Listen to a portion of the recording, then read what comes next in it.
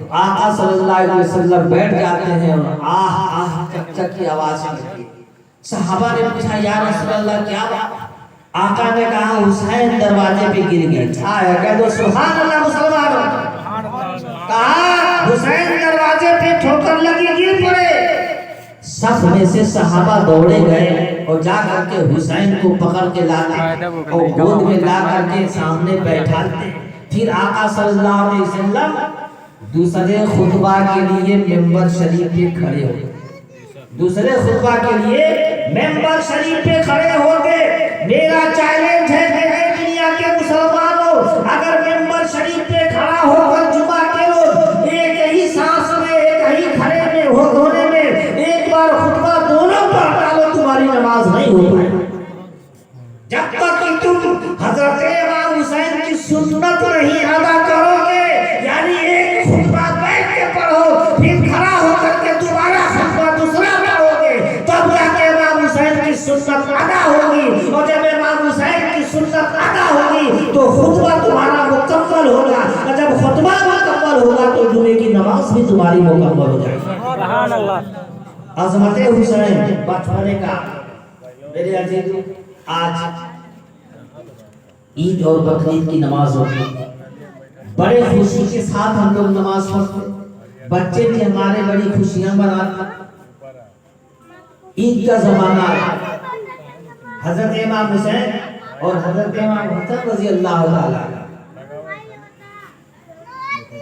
پھٹے پرانے کپڑے پہنے ہوئے تھے۔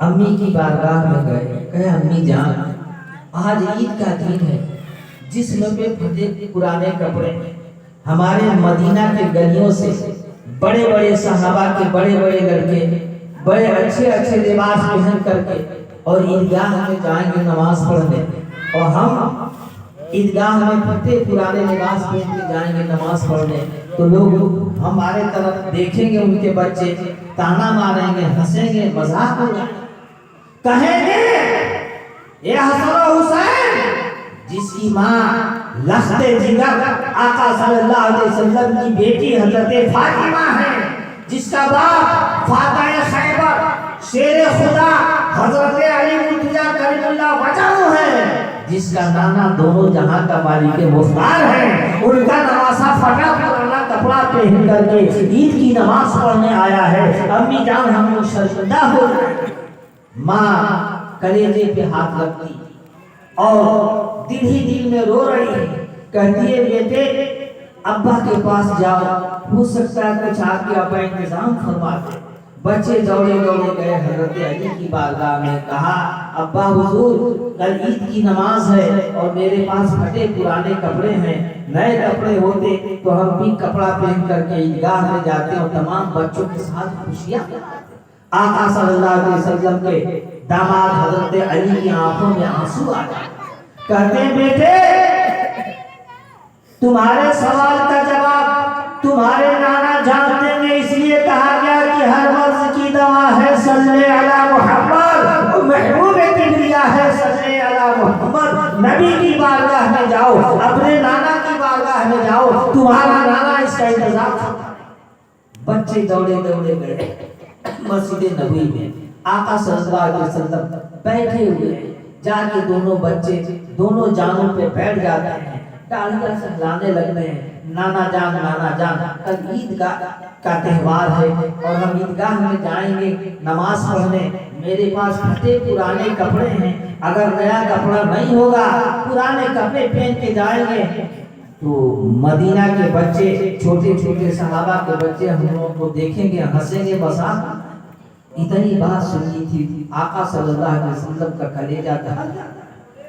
مسجد نبوی میں بیٹھے ہوئے آقا صلی اللہ علیہ وسلم دستے دراز کرتے ہیں، کہتے ہیں مارے رہا یہ بچے مجھ سے سوال کر رہے ہیں اور ان کے سوال کا جواب میں کیسے دوں؟ ابھی اتنا دعا مانگنا تھا کہ رب تبارک و تعالیٰ عرش اللہ سے حضرت جبرائیل کو بھیجا اور کہا جبرائیل جاؤ میرے محبوب سے کہو کہ اے میرے نبی، اے میرے محبوب، اے میرے آقا، آپ ان بچوں سے پوچھئے کہ دونوں بچوں کو کون سا رنگ کا کپڑا پسند ہے۔ کہہ دو سبحان اللہ۔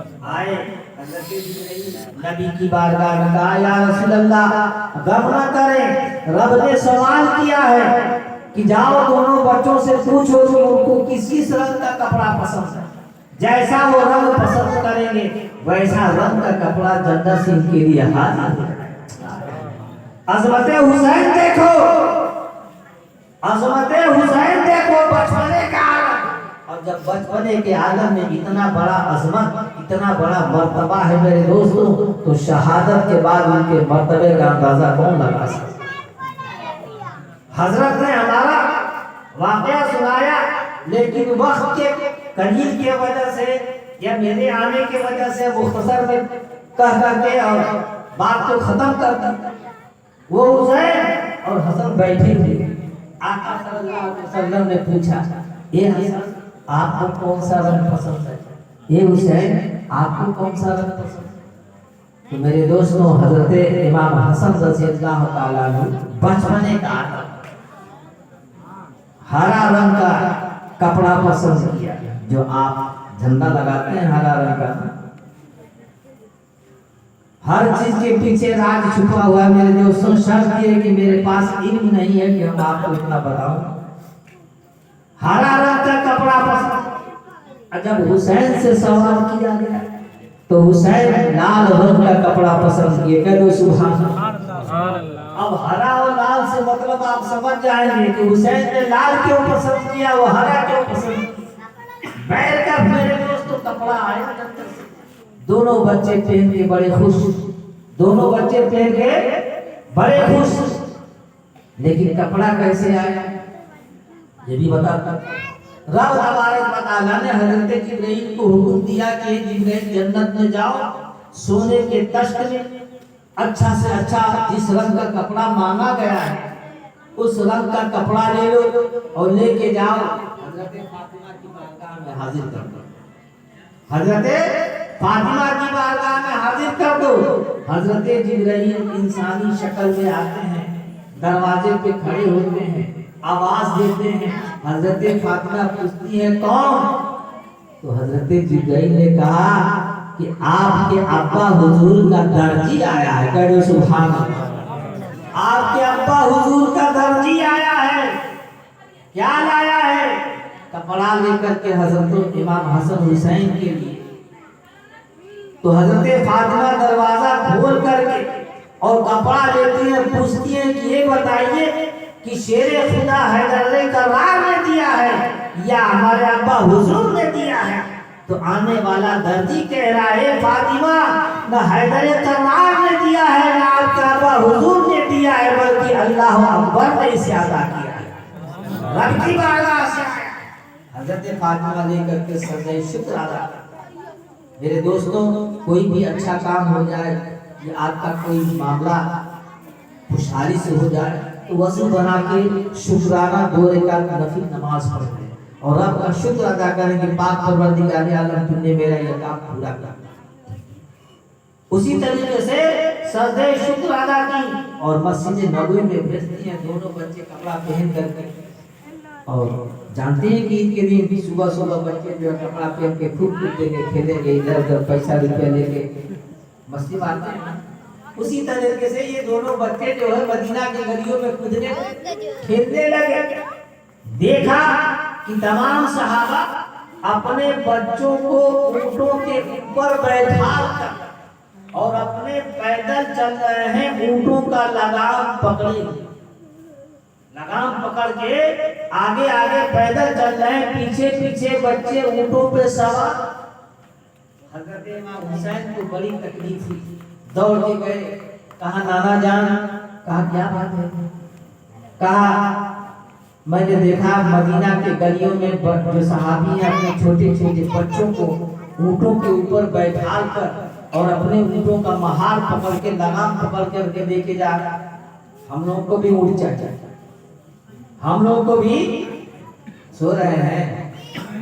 दरूद पाक पढ़ के अल्लाहुम्मा सल्ली अला सय्यिदना या रसूलुल्लाह या हबीबल्लाह सल्लल्लाहु अलैहि वसल्लम। हम लोगों को ऊँट चाहिए। तो आका सल्लल्लाहु अलैहि वसल्लम इरशाद फरमाते हैं मेरे नवासे, देखो जब हम ईदगाह चलेंगे تو ایک کندھے پہ تم سوار ہو جانا، کہہ دو سبحان اللہ، اور دوسرے کندھے پہ تم سوار ہو جانا۔ تو حضرت امام حسین عرض کرتے ہیں نانا جان لگام کہاں ہے جس کو کہ ہم لوگ پکڑ کے چلیں؟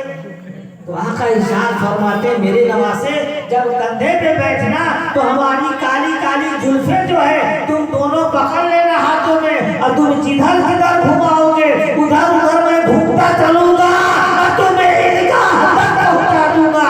یہ میرے دوستوں نواسے رسول کا عظمت و مرتبہ۔ نعرہ تکبیر، اللہ اکبر، نعرہ رسالت یا رسول اللہ، جشن میلاد النبی زندہ باد۔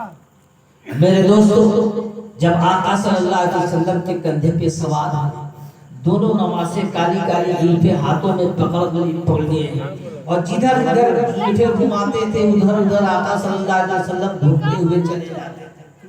عیدگاہ گئے، نماز پڑھی، نماز کی خوشی حاصل ہوئی۔ اب یہ بتاؤ کہ اتنا بڑا عظمت و اتنا بڑا مرتبہ حضرت امام حسن امام حسین کا، اور آج میرے دوستوں اس کو کچھ بھی نہیں دے پاتا۔ اور آئیے میں مرتبہ بتا دوں، آقا صلی اللہ علیہ وسلم مسجد نبوی کے اندر سجدہ دے سے سجدے میں پڑے ہوئے، حضرت حسین گھومتے گھومتے گئے جا کے نانا کے پشت پہ سوار ہوئے، نانا کے پیٹھ پر سوار ہو گئے، بیٹھ گئے۔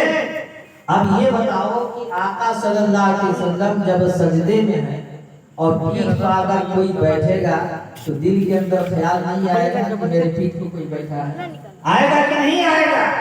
اور یہاں کہا جاتا ہے کہ نماز کے اندر سجدے میں، نماز کے اندر اگر آقا صلی اللہ علیہ وسلم کا یاد آ جائے معاذاللہ تو تمہاری نماز نہیں ہوگی۔ ان کمینوں سے پوچھو کہ تحیات پڑھو گے تو آقا کا نام آئے گا، درود پڑھو گے آقا کا نام آئے گا، اور میرے دوستوں رکوع سجدہ جو کچھ بھی کرو گے تو دل میں خیال ضرور آئے گا کہ ایسے میرے آقا نے رکوع کیا تھا، ایسے میرے آقا نے سجدہ کیا تھا، ایسے میرے آقا نے قیام کیا تھا، اور آقا کے سنت کے طریقے سے جیسا آپ نے رکوع و سجود کیا، قیام کیا، اس کے خلاف ذرا سا نماز پڑھ کے دکھاؤ، نماز ہو جائے گی؟ نہیں ہوگی۔ نبی نے فرما دیا پہلی رکعت میں سنا کے بعد الحمد پڑھنا ہے، بعد میں دوسری سورہ ملا، بعد میں دوسری سورہ ملا، اور پہلی رکعت میں ہم میرے دوستوں کوئی سورہ پڑھنے اور دوسری سورہ ملانے کے جگہ پہ الحمد شریف پڑھ کے نماز ہوگی؟ کیوں نہیں ہوگی؟ یہ بھی تو قرآن پڑھ رہا ہوں، وہ بھی تو قرآن پڑھ رہا ہوں، بولیے یہ بھی تو قرآن ہے نا۔ اس لیے نہیں ہوگی کہ طریقہ مصطفیٰ کو چھوڑنا ہے وجہ بربادی، اگر نبی کے طریقہ کو چھوڑ دیا تو لاکھ سجدہ کرو میرے دوستو نماز نہیں ہو سکتی ہے۔ اس لیے نہیں ہو سکتی ہے کہ نبی کے خلاف یہ کام کیا، نبی کے خلاف میں نے کام کیا ہے۔ تو میرے آقا صلی اللہ علیہ وسلم